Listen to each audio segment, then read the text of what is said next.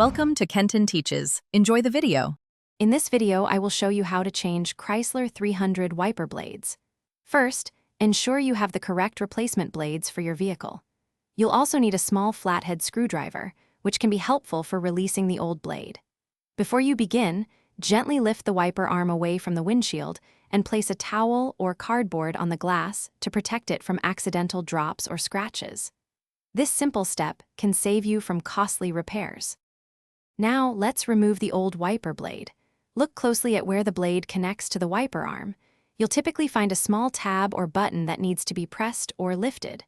Once released, slide the old blade straight down or off the hook. Hold the wiper arm firmly during this process. It's crucial to maintain control so the metal arm doesn't spring back and hit your windshield, potentially causing a crack. With the old blade removed, it's time to install the new one. Align the new wiper blade with the hook on the wiper arm. Slide the blade up onto the arm until it clicks securely into place. Give it a gentle tug to ensure it's firmly attached. Once both new blades are installed, carefully lower the wiper arms back onto the windshield. Avoid letting them drop, as this could damage the new blades or the glass. Finally, perform a quick test. Turn on your vehicle and activate the wipers with some windshield washer fluid. Observe the blades as they clear the glass, ensuring they operate smoothly and without streaking.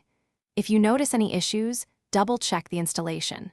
Remember, regular inspection of your wiper blades helps maintain clear visibility. Also, for those looking to improve their financial well-being, check the description below for a link to a fantastic book and other exclusive deals. Thanks for watching. Thanks for watching. Please subscribe if this video was helpful.